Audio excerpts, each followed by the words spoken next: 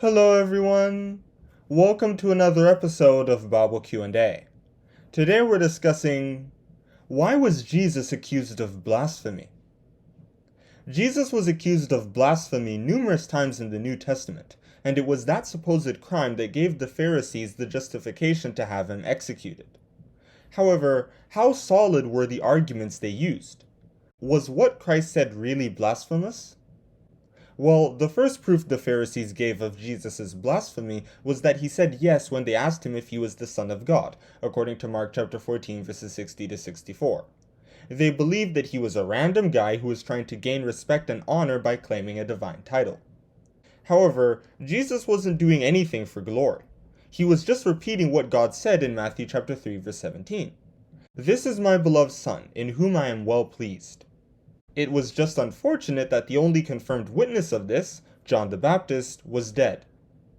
The same goes for the accusation of forgiving people's sins in Mark chapter 2 verse 7, something they believed only God could do.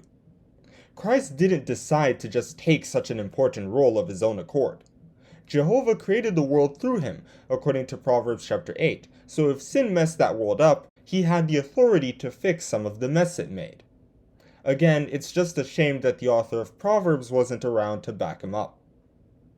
However, that wasn't the biggest problem the Pharisees had. Crazy people say stuff like that all the time, and nobody cares.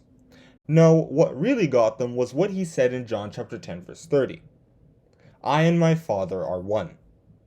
He wasn't just pretending to be God's representative. He was literally saying he was God.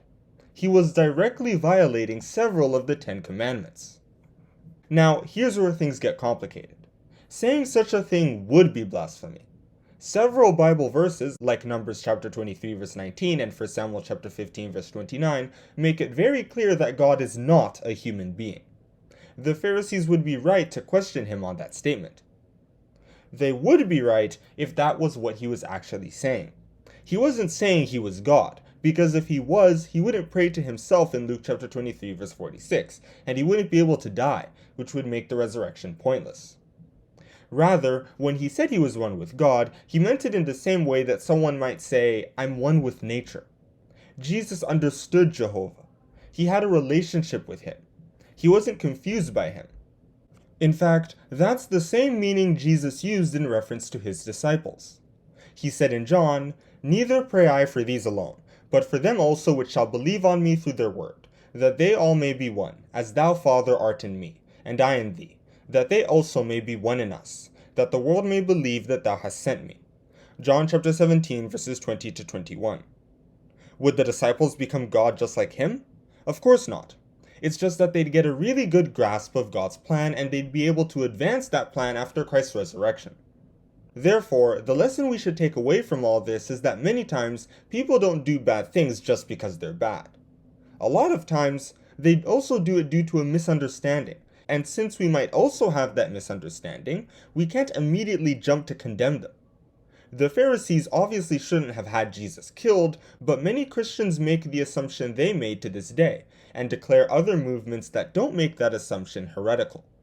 Thankfully, the more we try to understand people and the reasons they do the things they do, the more we will be able to learn from them and improve our own understanding. And that is where I'm going to stop with this Bible Q&A. Why was Jesus accused of blasphemy? He was accused of blasphemy because people thought he was lying when he was just repeating what God told him, and because they misunderstood what he meant when he said that he and God were one. Thank you for listening! Don't forget to like and subscribe!